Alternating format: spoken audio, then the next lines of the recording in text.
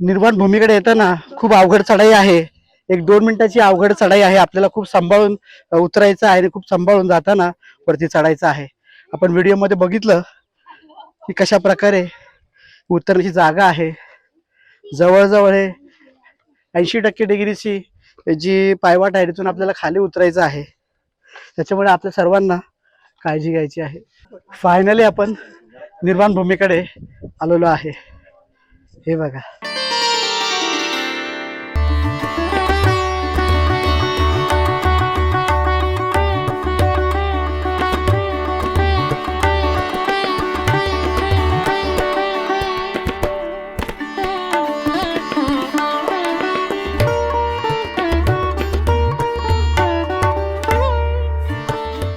कान्हेरी लेणीवरती आपण 3 ते 4 वेळा येऊन गेलेलो आहे.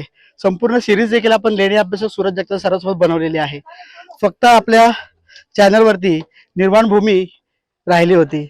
आज ते पण आपण त्या ठिकाणी आलेलो आहे आणि या ठिकाणी आपल्याला जी निर्वाण भूमी आहे त्याची माहिती तुमच्यापर्यंत नक्की पोहोचवू.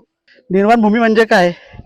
जे अरंत भिक्षू होते, बुद्ध धर्मातील मोठ्या पदावर गेलेले जे बौद्ध भिक्षू होते, त्यांच्या निधनानंतर त्यांच्या निर्वाणानंतर त्यांच्या अस्थीवरती हे स्तूप इथे बांधले जात होते किंवा त्यांनी ज्या वापरलेल्या वस्तू आहेत त्यांच्या वापरलेल्या वस्तूवर देखील या स्तूपांची इथे निर्मिती केलेली आहे.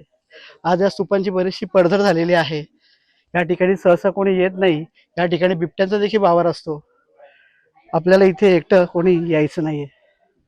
हा स्तूप जर बघितलं, हा स्तूप पूर्ण इथे भग्नावस्थेमध्ये आहे. संपूर्ण स्तूप हा नष्ट झालेला आहे.